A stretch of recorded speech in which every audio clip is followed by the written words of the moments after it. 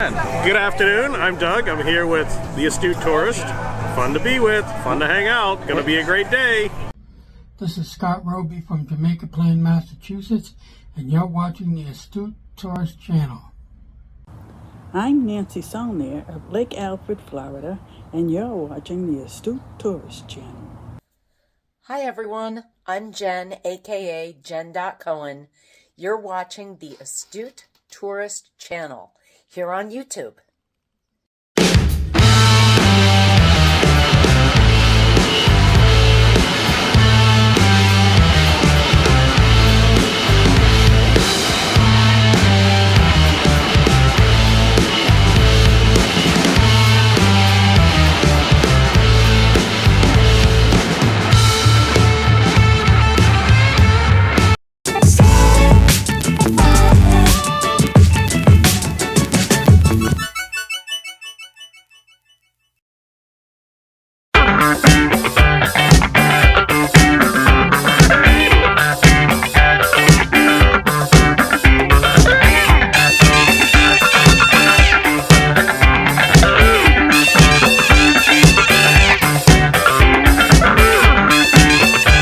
Morning, everybody. It is, in fact, Thursday morning, November 30th, 2023. It is 6:05 a.m. EST. Good morning, everybody. Hope you're doing well. I'm Jimmy, your Astute Tourist. Thanks for coming in this morning. We got 9 beautiful souls in the house already. I appreciate you guys coming in. Don't forget to hit that like button, share us out, comment, and if you are not subscribed to the channel, we would appreciate your support. All right, good morning, too. Let's go right over to the chat and say good morning to Denise, who's at work. Good morning to you, my friend. Thanks for coming in. Scotty Too Hottie is the second one in the house. Good morning, Scott. I hope you're doing well. I hope you're feeling well. Hope the family is doing okay. Dwayne is in the house as well. Good morning, Dwayne. It's good to see you. Thank you for coming in. Good morning, sir. Let's see. Tried getting back to sleep. Apparently you didn't go back to sleep.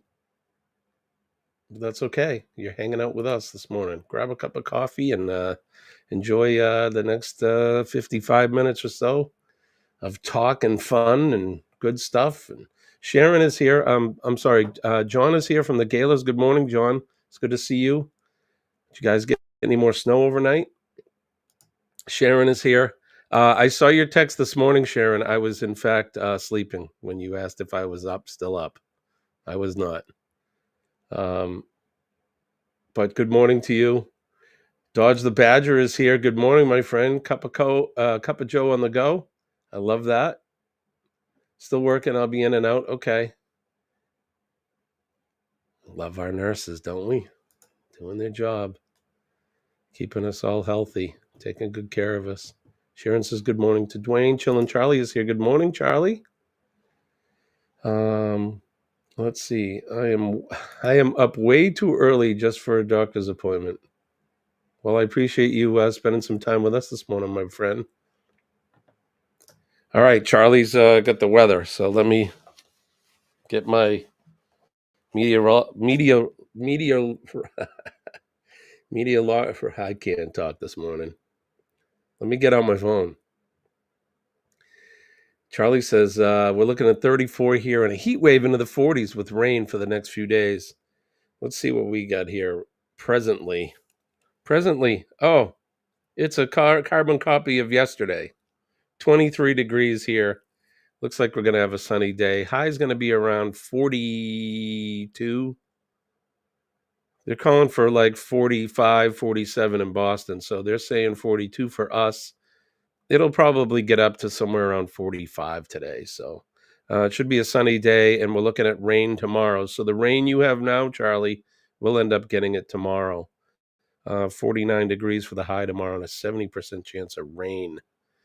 So that's what we got going on here. All right. Let's see. Everybody's saying hi to everybody. Good morning, good morning, good morning. Scotty says it's 30 there. Yeah, you're closer to the city, I guess. Got that heat from the buildings.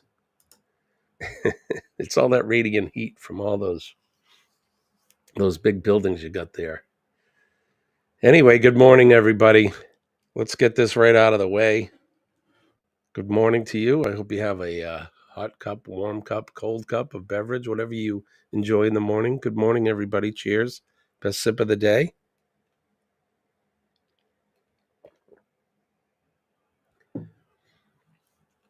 Say it every morning. It's a good cup of coffee. Sharon says 29 degrees here in South Georgia. High is 62 today. You guys have been getting some chilly weather down there. Dwayne says we're supposed to get some rain there too. The high is almost 60 today. How'd you guys make up with your heat? Did you get that all straightened out? Charlie said he's going in from mug 2. I like that. I love it. Going in from mug 2. Right on.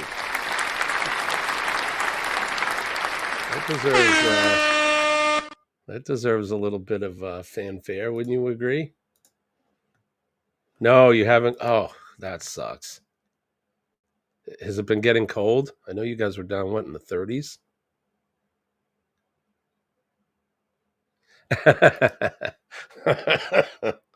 Hate to get all English on you, but it's 1 degree Celsius in North Wales. So 1 would equal, what's that equal, about 33 Fahrenheit?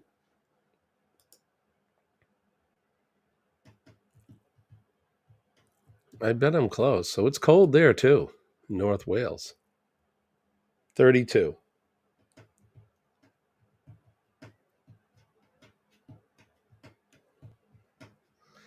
Poor Janice says, don't get me started about the heat. I hear you, my friend. I hear you. The joys of being a homeowner, right? Sucks. Let's see. Shirley is here. Good morning, Shirley. Your cinnamon rolls or whatever that was that you made last night, were those cinnamon buns? Oh my good gracious. I wish I could have reached through the phone and grabbed one. They look so good.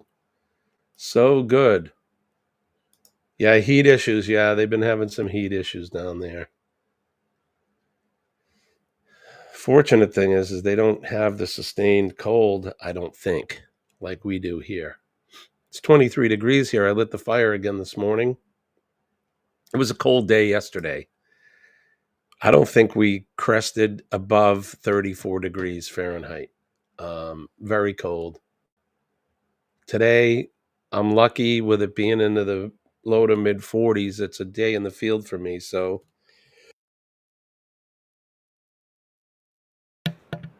pardon me. Yeah, so I don't have to be wandering out in too cold weather today. Hopefully just a sweatshirt. Still dealing with this nasty cold that I got. I don't know if I have sinusitis or what. I was afraid of pneumonia, but I think I may have gotten past that scare, so I can breathe a little bit better today than I have in a few days. Denise is upset because the man that came to work on our heat pump doesn't have any experience with heat pumps and how they work. Oh, isn't that like stuff today, right? Hey, I'm here to fix the heat. Oh, are you a heat technician? No, I'm a brain surgeon. Really? Then why are you here to fix the heat? Yikes. Sons of bitches.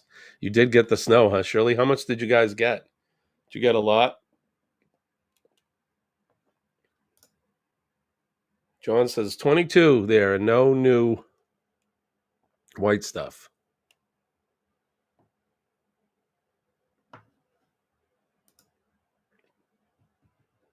I'm covered over from head to toe and I'm still cold. Yeah, I know. Right? I think you're right, Dodge. Even here in the States or in our area, everybody's been getting sick. You know what's strange? And I don't want to get too deep into it, but it was funny in 2020, 21. The influenza virus was miraculously eradicated. The flu, it all but disappeared. It's amazing. Well, guess what's back? The flu. Go figure. All right, that's enough of my rant. But people have been getting sick. There's a local or a fire department that borders us, a neighboring one. They've had 10 people out with COVID, which now, I mean, it's COVID, but it's really, oh, am I not supposed to say that word? Whatever. It's really more of a glorified cold, really. Unless you got comorbidity or something, I mean, but that was always prevalent even before the whole coof thing. Anyway.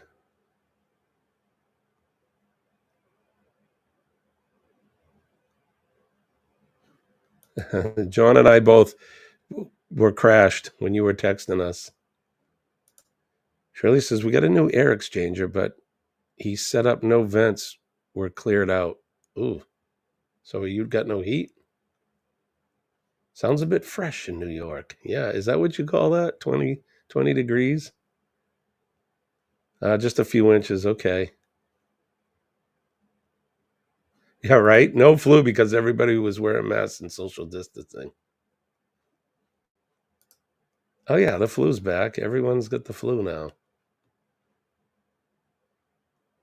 This is someone screwing with our minds, right? That's what they like to do. I wrote a whole paper. And if anybody's interested, send me an email and I'll send it to you. It's a paper about how throughout history, those that are sitting in certain heights of power use fear as a control mechanism. And I had to vent one day, so I vented on paper. I had every intention of publishing it somewhere, but where am I going to publish it? But if anybody's interested, I'll send you my little page on how scumbags use fear as a control mechanism. And honestly, in my opinion, that's all that's been happening. But again, we're not that kind of show, so I'm not going to go down that road. Let's not do that.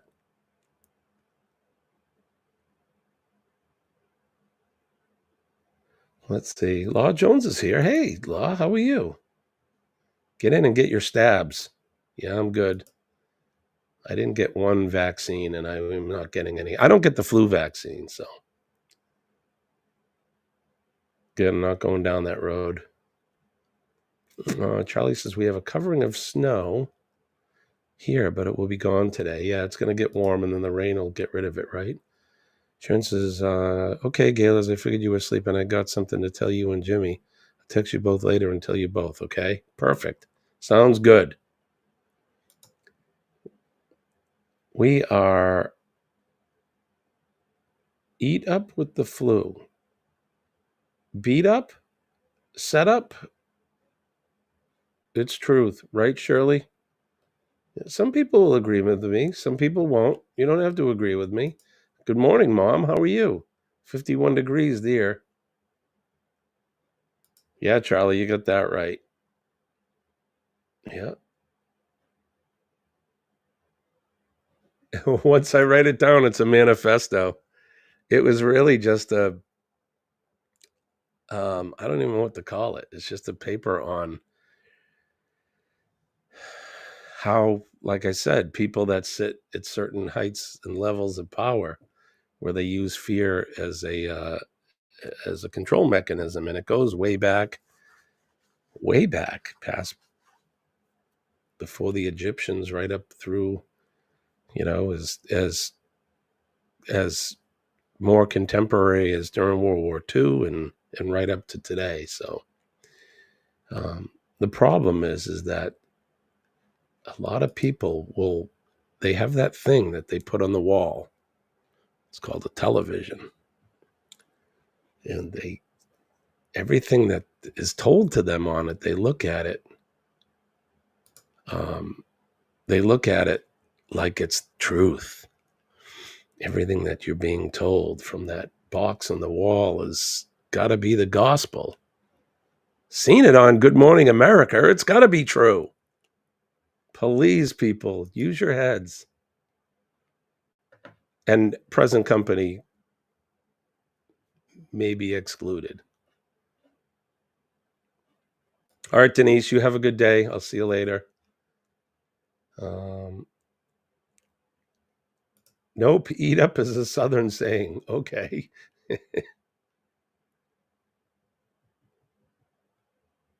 We don't use that up here.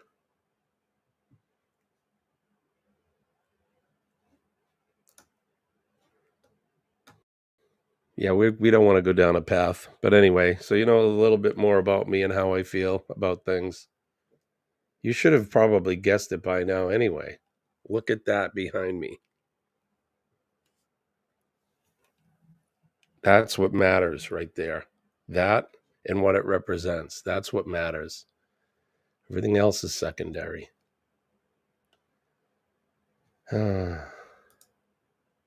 People have lost their ability to think for themselves. A lot have. A lot have, brother. No TV since 2015. I got a huge problem with the BBC TV license and Jimmy Savile. Absolutely. The BBC is no better than any of the other mainstream media outlets. I don't watch mainstream media. You know, the big three that used to be here in the States, or any of the other cable news ones. I'm not going to name any. What I do watch is I watch, there's a website called Real America's Voice. I watch that. I also watch a little of Newsmax, although I take them with a grain of salt. And I listen to a lot of local conservative radio.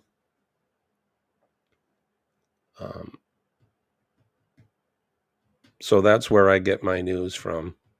I do watch a little local news just to see what's going on in the town. But when they switch over to national and international news, I shut it off. Remember, there's state-funded propaganda.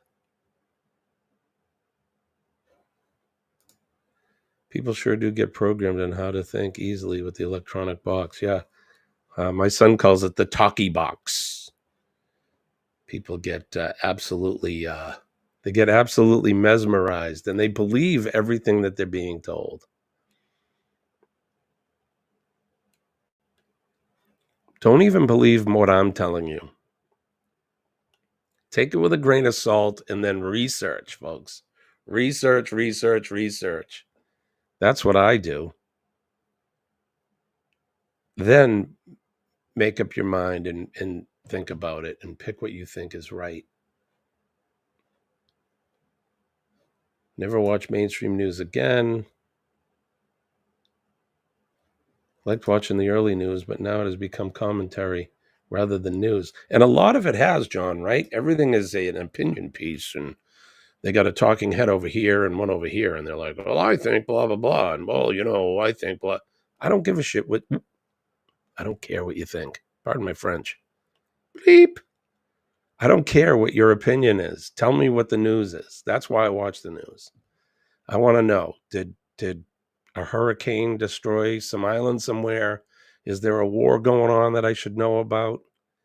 You know, is there a meteor coming to crash into us? That's what I care about. I don't need opinions. I think I've been on this rant before in another stream, so I should probably cut it out.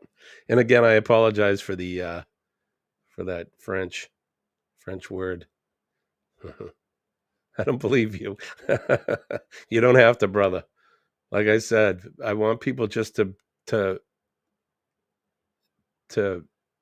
take in all information you're being given and then sift through it and then believe what you think is correct. Dodge says BBC propaganda equals propaganda, especially for the royals, right? And it's not any different here in the States. Sharon's laughing at me, right? Oh no, Henry Kissinger died. Wow.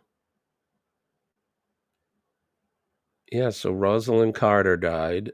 Henry Kissinger died. He was 100. Those people, man, they're all living to be like 100. How do they do it? And they all came out of that same era, the 70s. Henry Kissinger, he used to talk like this.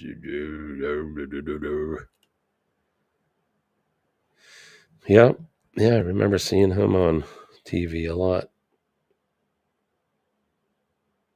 Right? Absolutely. Yeah, Jimmy Carter, he's 99 too. Rosalind died, she was 99. Although he's not doing so good. We'll probably see him pass. It's usually what happens.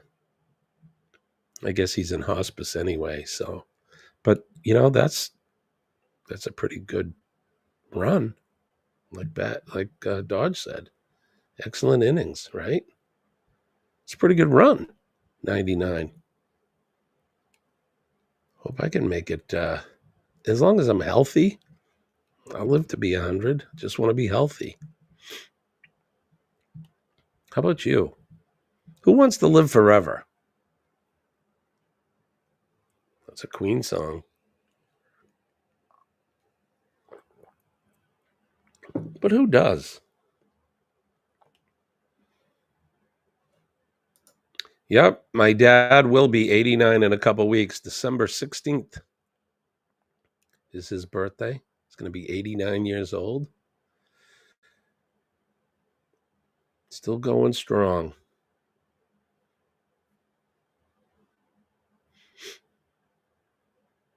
Your mother-in-law lived to be 95. Yeah, that's a good run, man. As painful as it is, we lose somebody. If you can be healthy and live to, whatever, that's a pretty good run, man. Look at Betty White. Was she 100 when she passed?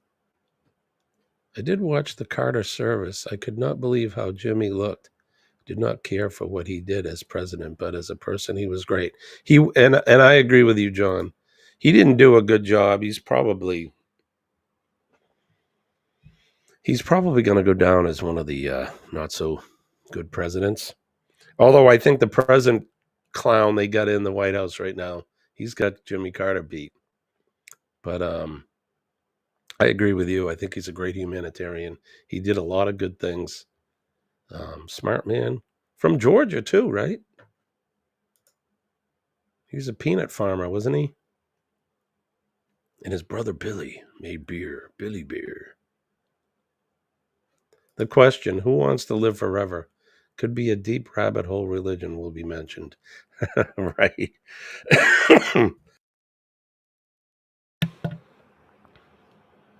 Charlie says, my grandmother is still kicking and happy at 95.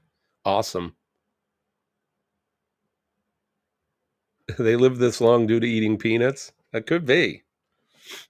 I have a feeling, though, that their diet was probably really good. I'm sure he ate a lot of vegetables and stuff like that. So, okay, Betty White was 99. That's right. I couldn't remember. And George Burns too, right? Did he make it to 100? Or was he 99? John says, my mom will be 80 in May. Trying to plan a birthday party for her, and all of her friends have passed. I know that's sad. That's the sucky part about getting older, is we lose the people that we, been acquainted with, or we, people we love. Thank you, Charlie, for that. Appreciate it. Betty White was 99 years old when she passed away. Okay, so she didn't make it to 100. And I don't think George Burns did either, did he? Three fresh almonds a day keeps cancer at bay. I like that. If you can eat, I watched the whole thing about eating a raw diet and not meat, but vegetables, and eat them raw. So they say that when you cook vegetables and things like that, you cook out the nutrients in them. So you should be eating your broccoli and carrots and all of that raw, which is fine. We're trying to adopt somewhat of a Mediterranean lifestyle here in terms of diet. He did make it to 100. Okay. Thank you, Law. Law is our official statistician and historian of the Astute Tourist Cup of Joe morning show.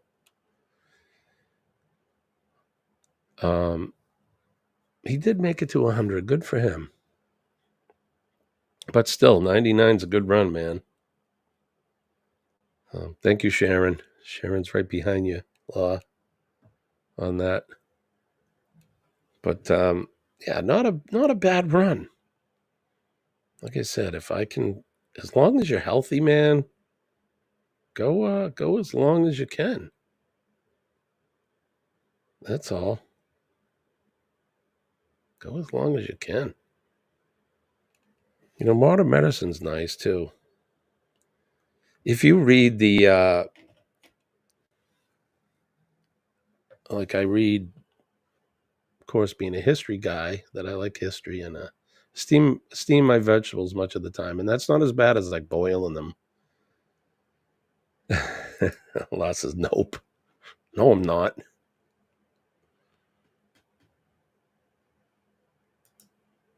So once they're harvested, the nutritional value decreases. So you got to dig a hole under them and eat your way for you.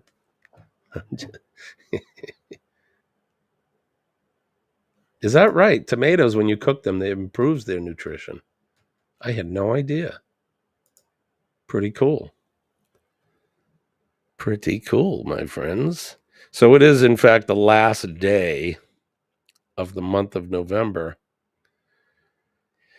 And if you haven't started your Xmas shopping yet, tomorrow being the 1st, I think the mad rush will be on.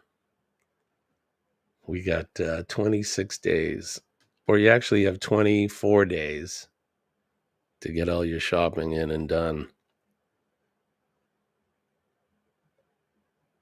Deep frying vegetables must be good for you. Yeah, you cover them in batter and deep fry them. I think if you mix in some of those fun size Snickers bars in there with them too and deep fry them, that can't be bad for you, right?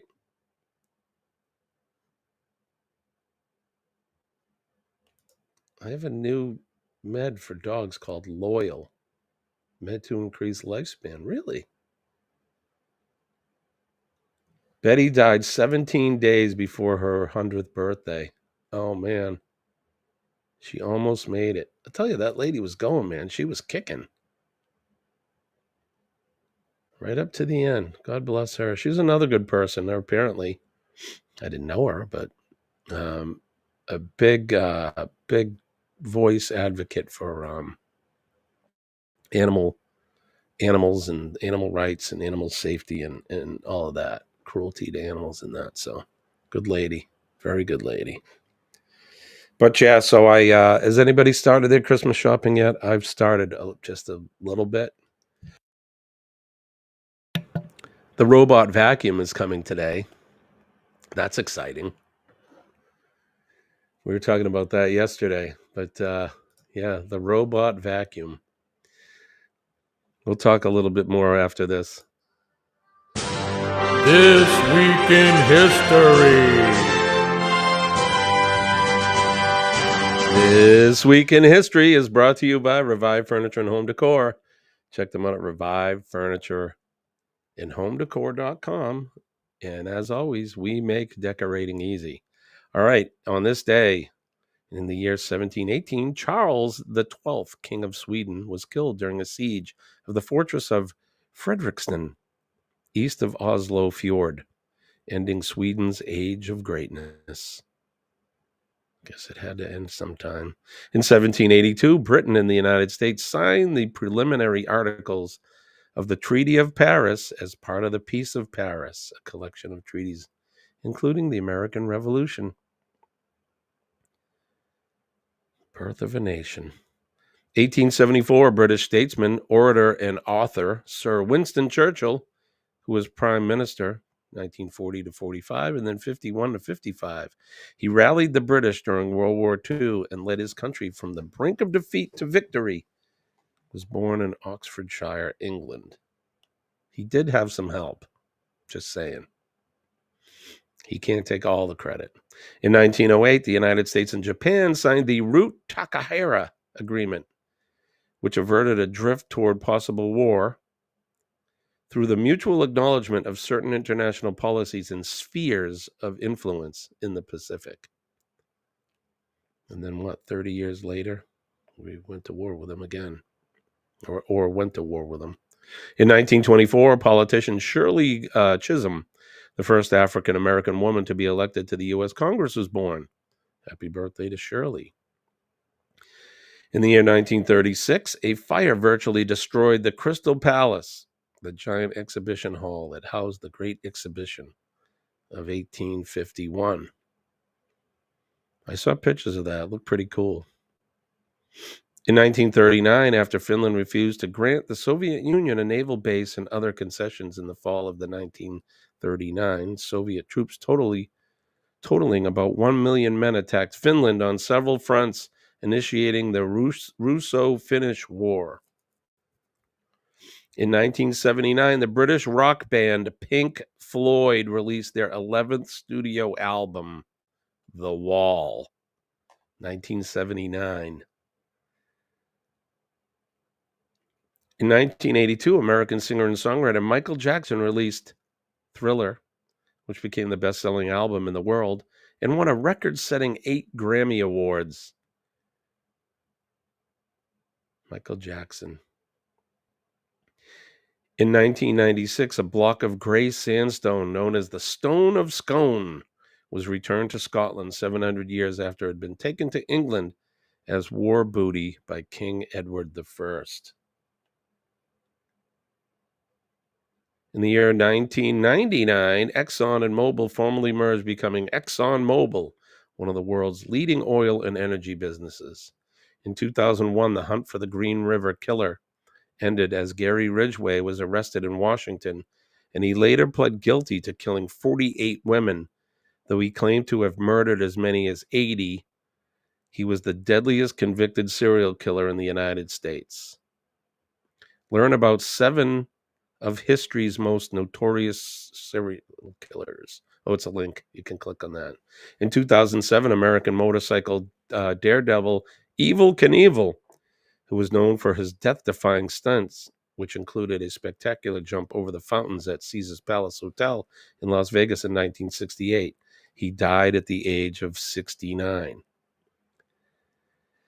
And in 2018, American politician George H.W. Bush, who was the 41st president of the United States, died at the age of 94. Notable birthdays, like we said, Winston Churchill was born in 1874. Ridley Scott, British director and producer, was born in 1937. Terrence Malick, American director, in 1943. Ben Stiller was born in 1965. And in 1978, Gael Garcia Bernal, American actor and director, was born. And then another notable birth. On this day in 1835 in Florida, Missouri, Samuel Clemens was born, better known as Mark Twain. Happy birthday to Samuel Clemens. The featured event in 1966, Independence of Barbados. Barbados, an island nation in the Caribbean, situated about 100 miles east of the Windward Islands, had gained internal self-rule in 1961 and achieved its full independence from Britain on this day in 1966. This Week in History.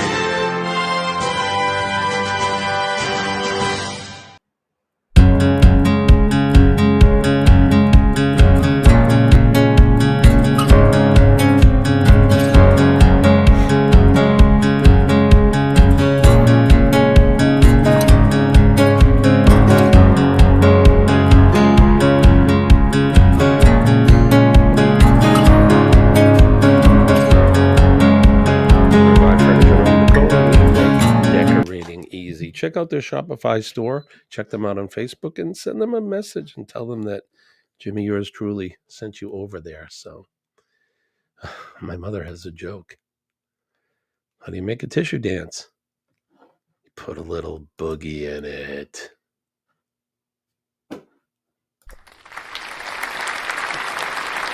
And my rim shot. Here it is. There you go. All right. Better late than never. Let's see. The snot slide? Is that the name of the dance? Russia got their ass handed to them by the Finns. During the that war. Excuse me. Another Brick in the Wall is a great song, right? Yeah, that whole album is really good. I one night when I still lived at home with my folks, I had them sit down and watch The Wall with me, the whole thing. I don't think they were very impressed. They watched the whole thing. Mom, do you remember watching The Wall with me, you and Dad? Has anybody seen The Wall? If you've seen The Wall, you know why I'm laughing, because it's, you got to know the story. And I don't think my dad was the most hip to Pink Floyd, I'll be honest.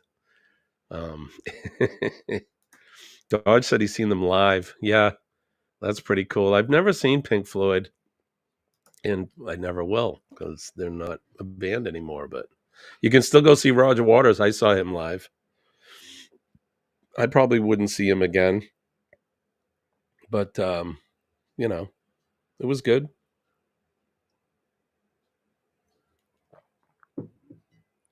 The older I get, the less desire I have to go to a concert. I'd much rather watch the video on TV or something. We went and saw Queen recently, and it was great. But it's the whole preparation and fighting the crowds. And the Boston Garden was so packed. There were so many people, and I get weirded out around touching crowds, and it just wasn't good for me. But, I've got to have a private concert right in my yard. That would be cool. Invite some of your closest friends and have Pink Floyd perform in my yard. I saw Pink Floyd at Hyde Park in 2005. Roger Waters was there. He really was, huh? I know they did a couple reunion things. From what I understand, he's not the greatest guy, but everybody has their opinion, right? All right, so let's see. If you guys want to go over to our creator store, you can help support the channel by getting yourself a Stu Torres t-shirt. Get yourself, go over to the Etsy, get yourself a coffee mug. If you need help navigating to any of these places, let me know, but we appreciate your support. We can't do this on love alone. But Chet is here. Good morning, Chet. Good to see you, my friend. How are you? Good show yesterday from what I caught. That was a good one. As always, your lives are great. John says, yes, too many people jammed together. You can't see anything. Acoustics are not the best. I mean, as far as the sound went, it was fine. Once we sat down, it was okay. But then, so you're in all these seats, right? And I was on the end, which is good. I like being on the end of the aisle. But then every person that's got to take a pee, there's not enough room to walk in front of you while you're sitting. So you got to stand up. That happened 10 times during the show. It's like, look, go take a leak before the show. Watch the show and then pee after. Why do you have to do it in the middle of the show? Too many people. Ooh, Gavin, I need a dirty woman.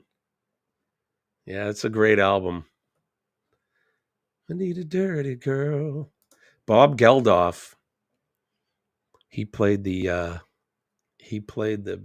main character, Pink, in the movie The Wall. The bad news, nothing lasts forever. The good news, nothing lasts forever, right? Everybody's saying good morning to Chet. Bernay is here. Good morning, Bernay. You're up early again, my friend. It's good to see you.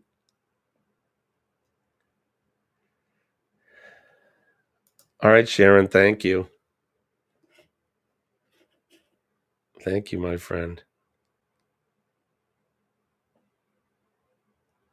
I'll text you later, okay? I just saw the text, so we'll talk when I'm done.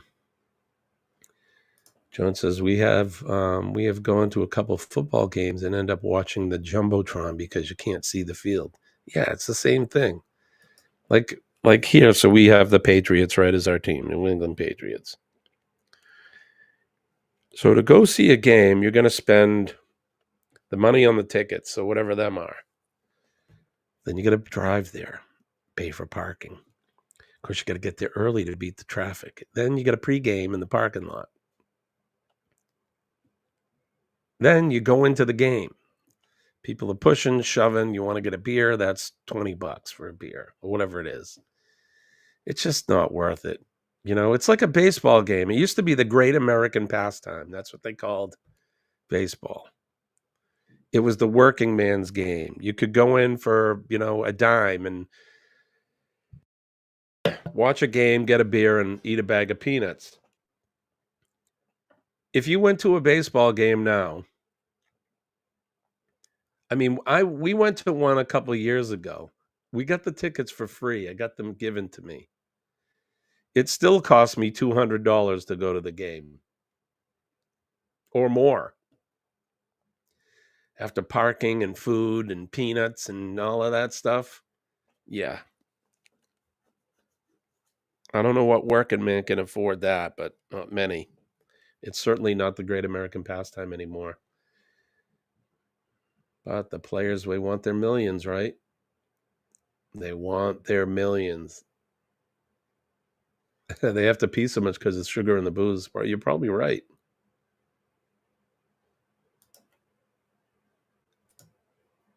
Are you a Patriots fan, Bernay? Even though they suck this year?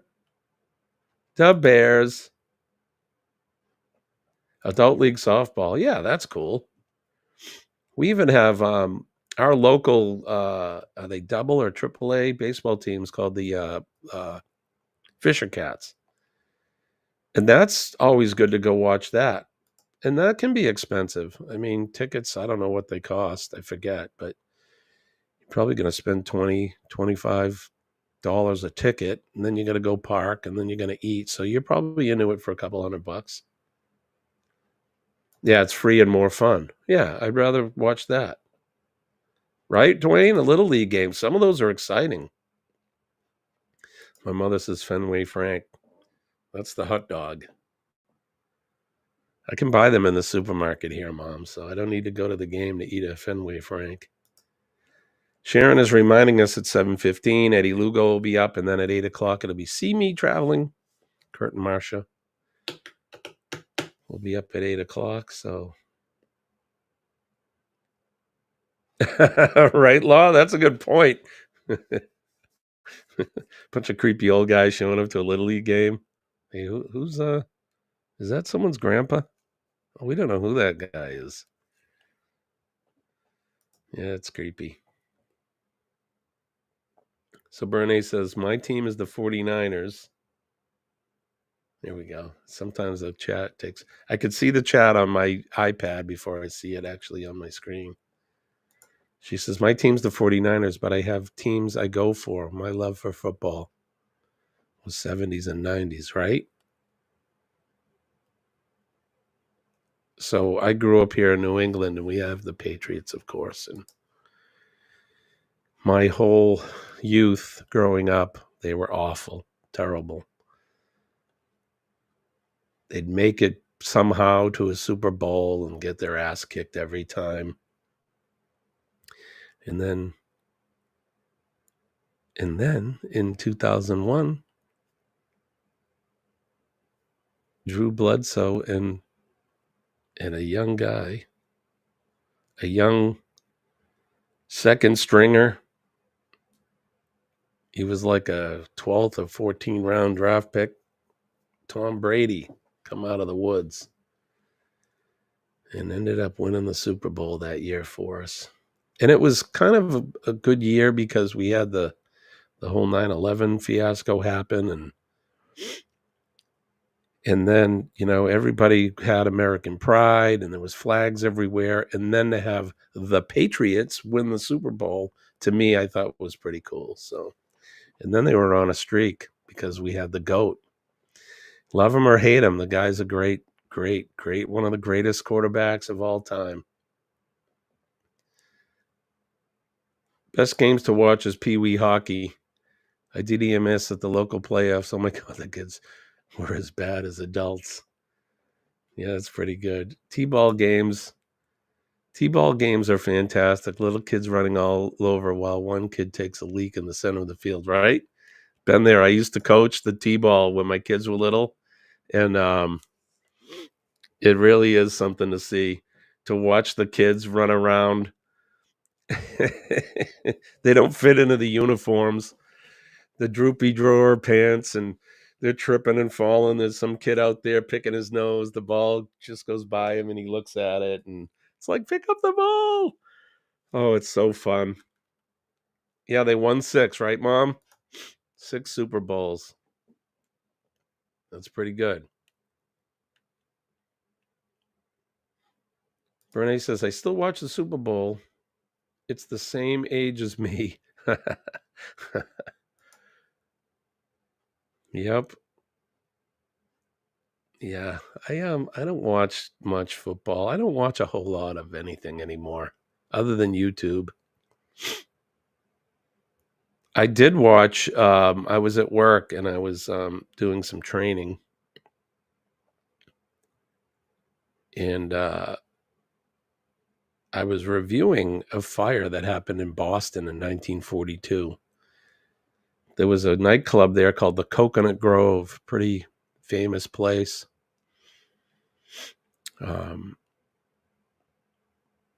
Pretty famous place. It was a 2-level nightclub. And they had, in the basement, they had a big area, a dance hall in that, dinner and dining and dancing. And, now we're talking 1942. So think about like big bands, Tommy Dorsey and his orchestra and Glenn Miller and all of them. And this place was pretty cool.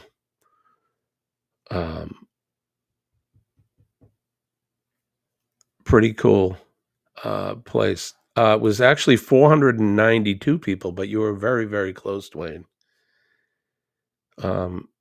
I still think it's ranked as the deadliest fire in U.S. history.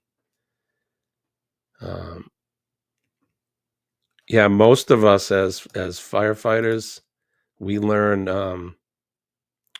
all about it. Now, me being in code enforcement, I've learned about it my whole career. There's a couple movies. There's one movie. I think it's called 6 Locked Doors, and that's a documentary on it, and it's a full-length movie. But if you go on YouTube and you Google it, if you search it on YouTube, you'll find even some of the videos I watched. The NFPA put out a few. But this nightclub was pretty incredible. It was 2 stories or 2 floors. In the basement, like I said, there's a big dance hall down in the basement, and dinner and dining in that big bar. And it was like a South Pacific theme. They had palm trees, and the ceiling had all like cloth to make it look like sky. On the street level floor, the top floor, the roof was retractable over the big dining and dance area there. and the roof would open up, and those people could dance and dine in the summertime under the stars, which was, I thought, was pretty cool. But a lot of famous people had gone there and entertained there. It had been there since 1927. And in November of 1942, the story goes, and they're still not 100% sure, but some people were in there. Place was packed. I guess Boston College had played Holy Cross that day. And a lot of people, a lot of servicemen. Again, we're talking 1942. So Boston was full of sailors and servicemen because we were in the start of the war. And because of the game, a lot of people went there after the game to go have dinner and have some entertainment. And so downstairs in the basement level, they had wall sconces and things, with little lights in it. And there was a couple at a table near one of the sconces, and they unscrewed one of the bulbs. They wanted a little bit more privacy, make it a little more dark. And one of the waiters saw the light bulb was out, and he ordered one of the busboys to go over and fix the light. Go fix that light bulb. So this 16-year-old busboy went over. Of course, it's, low lighting. It's a nightclub. He lit a match to look and screw the light bulb. So he screwed the light bulb back in and put the match out. Well, they think where the sconce was, it was near one of them fake palm trees, and they think it was either the match or the heat from the light bulb set some of that stuff on fire. They had broke a lot of fire codes, and then there were some fire codes that didn't exist. But yeah, the anniversary was 2 days ago. Yep, that's right.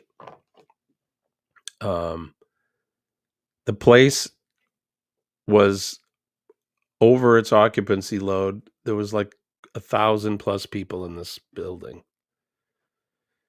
And they had locked some of the exit doors and nailed the ones in the basement shut because they didn't want patrons leaving without paying the bill. And that had happened with a couple of the doors in there. The fire moved rapidly through it because they had all these, what we would call textiles, so paper and cloth and all of that. And it was not fireproof. And the fire whipped through there, and there's a lot of people perished as a result of that fire. 492 people died. I read the AC was using a different type of gas because Freon was expensive. That's 100% correct. They were using methyl chloride as the refrigerant in the AC system. And they're not sure if that's what contributed to the rapid spread of the fire or not. It's very hard to prove, especially after the fact. They didn't do the investigating like we do today.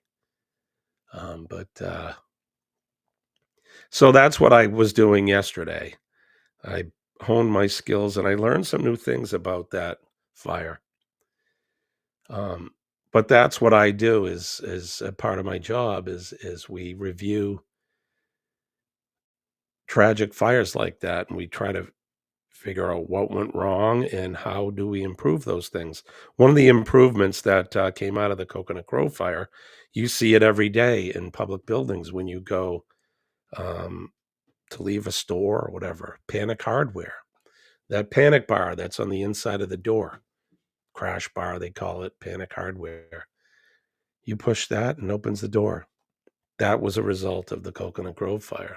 The fact that exit doors open in the direction of the egress.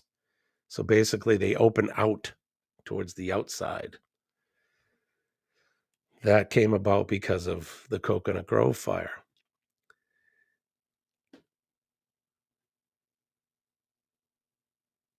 Revolving doors in the front of buildings. They have two. If you see a revolving door at a public building now, on either side of it, there's an exit door. Coconut Grove did not have those. In that revolving door, those people were trying to get through it quickly. They all stacked up and that revolving door got stuck. There was no other way out. and they stacked up like cordwood. And if they weren't crushed to death, they were overcome by the heat and smoke. Very tragic thing. But anyway, so there you go. A little thing about the Coconut Grove fire. And there's a lot on YouTube you can find, but I bored you guys enough with that. Let's see. Trying to catch up. Going to be around 76 in Florida, my mother says. John said the anniversary was 2 days ago. Bernie says it's 353.51 with a high of 66. It's chilly in Southern California. It's chilly all over the country. Yeah, methyl chloride was used. Highly flammable chemical. They used it as a refrigerant because Freon, it was during the war. And everything was going for the war, all the major stuff. So Denise wants to get the tree up this weekend. We already have all ours up.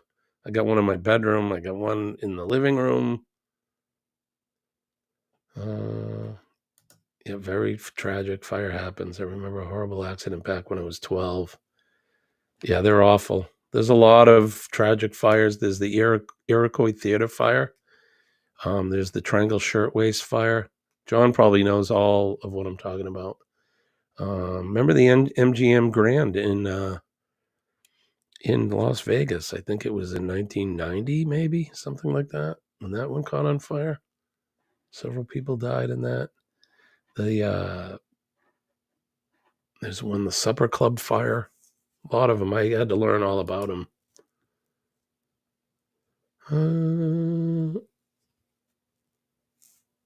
FedEx pissed me off this week even more than the HVAC guy. Yeah, I don't know. I'm not going to go in it, but all right, we're getting. They can't find our house. Yeah, really?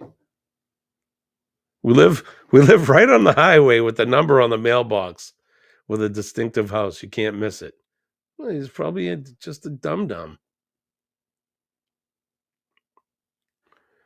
Software, the FedEx software keep telling the drivers that we live on the other side of town.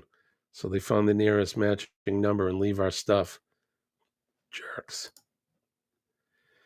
Anyway, that's going to do it for me today. I got to get out of here. Bored you guys enough with talk of fires and me almost getting on this political rant, but I appreciate you guys sticking around and hanging in there with me. Don't forget Eddie Lugo's coming up at 7:15, and then Kurt and Marshall from See Me Traveling will be up at 8 o'clock. Don't forget PMA. Positive mental attitude will definitely save your day. Push out some of that negative energy. Get rid of that negative energy and surround yourself with positivity. It really works. Believe me when I tell you. I am certainly living proof that it works. Don't forget to make a difference in somebody's day today. All you got to do is smile at somebody, say a kind word, shake a hand, give them a hug, and thank a first responder. See them, the men and ladies of the fire service, the police department, healthcare, and EMS, and of course, the women and men of the nursing field. They are the best. Our nurses are the greatest. We love them, and they're the ones that really keep us healthy and keep us rolling along. So they make the doctors look good, but they're the ones that do all the work. So, and last but not least, thank and appreciate our veterans men and ladies of the armed forces. They're on that proverbial wall every day, keeping us safe and protecting us from harm, protecting that and our liberties and our freedoms and everything that represents. I love my flag. Oh, glory. God bless America. You guys have a good day. I'll be back tomorrow morning. Why not? One more day to the week. And it does say weekdays at 6 a.m. So